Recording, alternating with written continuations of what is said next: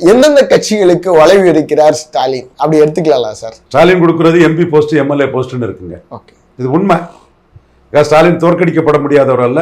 1-1 காமராஜரை 67 தோற்கடிச்ச மாதிரி ஸ்டாலினையும் தோற்கடிக்கலாம். ஏன்னா 47% அவருக்கு இருக்கு, மீதி 49 வெளியே இருக்குது. 1-1 அவரை தோற்கடிக்க முடியும். ஆனா 1-1க்கு சாத்தியம் இல்லை.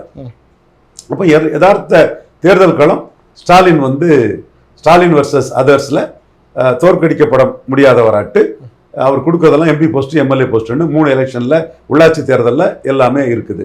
ஸோ அவர் வெரி கம்ஃபர்டபுள் பொசிஷன்ல இருக்கக்கூடிய ஒரு தலைவர்.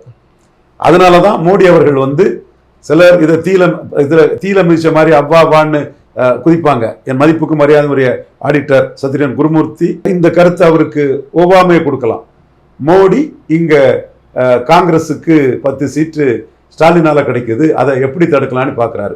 ரவீந்திரன் துரைசாமியும் மோடிக்காக அதை தான் தடுக்க பாக்குறான். இது பலருக்கு ஒவ்வாமையா தீல மிதிச்ச மாதிரி அவ்வாவான்னு வாயில வயிற்றுல அடிச்சுட்டு இருப்பாங்க. அது மேட்டர்ல 2021 இதே கருத்தியல்ல தான் நான் மோடியை இன்ஃப்ளூயன்ஸ் பண்ணி நான் ஜெயித்தேன்.